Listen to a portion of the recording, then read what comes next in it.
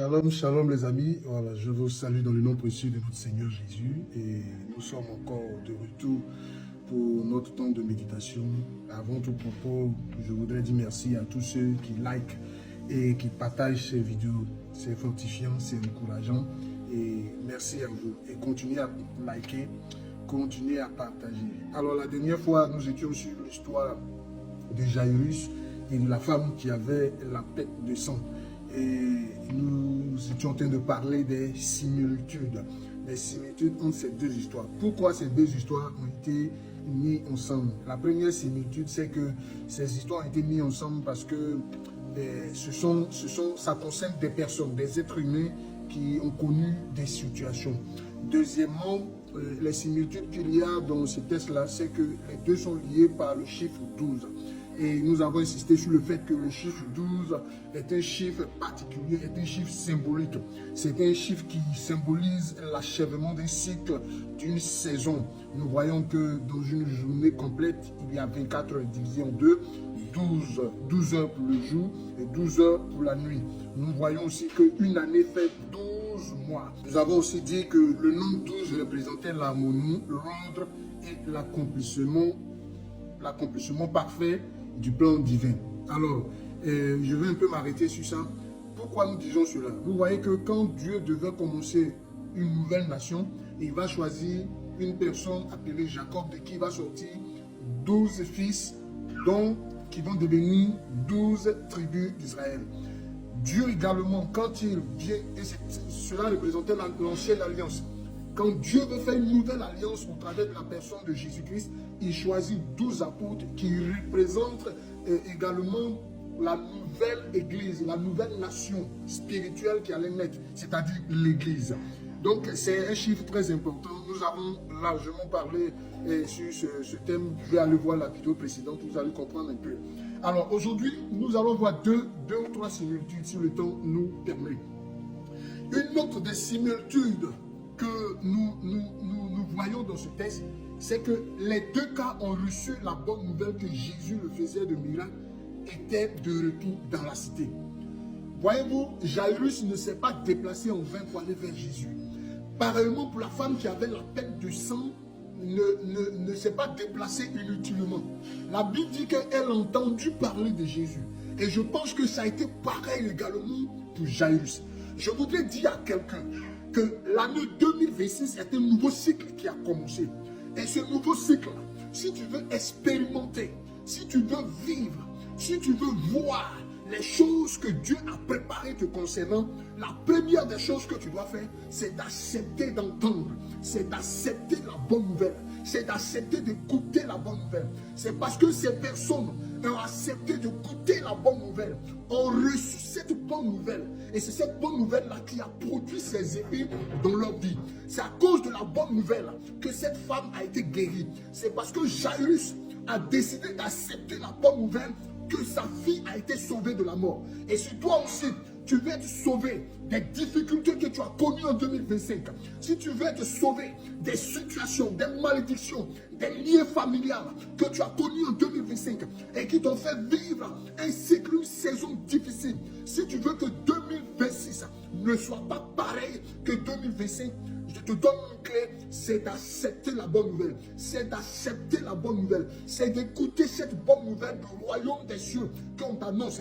Et cette bonne nouvelle n'est rien d'autre que Jésus-Christ est venu sur terre et il est mort à la croix pour que nos péchés, pour que tes péchés soient pardonnés. Et si tu reçois cette bonne nouvelle, si tu crois que c'est pour toi que Jésus-Christ est mort, si tu crois que c'est pour toi que Jésus-Christ est ressuscité, tu reçois la vie. Car Jean 3,16 dit, car Dieu nous a tellement aimé qu'il a donné Jésus, afin que quiconque croit en lui ne périsse point, mais ait la vie éternelle. C'est parce que cette femme a reçu la bonne nouvelle, c'est parce que Jairus a reçu la bonne nouvelle, que de part et d'autre, cette femme a été guérie et la fille de Jairus a été sauvée de la mort. Si tu veux être guéri des situations, si tu veux être sauvé de la mort éternelle, si tu veux être sauvé de la mort financière, si tu veux être sauvé de la mort à tous les niveaux dans ta vie, je te donne une solution, je te donne une clé, c'est de recevoir Jésus dans ton cœur. Et notre similitude, dans les deux cas, ce sont les personnes elles-mêmes qui ont pris l'initiative de venir vers Jésus, le faiseur de miracles. Frère, cette année-là, décide de marcher vers Jésus. Décide de prendre la direction, de prendre le chemin, de prendre la voie qui mène à Jésus. Décide que cette année 2026, tu vas prendre le chemin qui mène à Jésus. Il dit, je suis le chemin, la vérité et la vie. Nul ne vient au Père sans passer par moi. Jésus est le chemin. Le même Jésus est en même temps le chemin, mais il est aussi la destination de ce chemin. Quand tu empruntes le chemin Jésus, tu arrives à la destination qui s'appelle le salut. Quand tu empruntes le chemin Jésus, tu arrives à la destination qui s'appelle guérison. Quand tu empruntes Jésus, tu arrives à la destination qui s'appelle mariage. Quand tu empruntes le chemin Jésus, tu arrives à la destination qu'on appelle guérison, qu'on appelle liberté, qu'on appelle délivrance, qu'on appelle prospérité, qu'on appelle élévation, qu'on appelle bénédiction. Il faut décider de prendre le chemin qui mène vers Jésus. Parce que si tu décides comme Jairus, si tu décides comme cette femme d'emprunter ce chemin, je t'assure, au bout de ce chemin, je t'assure, à la fin de ce chemin, je t'assure qu'au final de ce chemin, c'est la bénédiction. Au final de ce chemin, c'est la délivrance. Au final de ce chemin, c'est le salut. Au final de ce chemin, c'est la guérison. Au final de ce chemin, c'est la délivrance.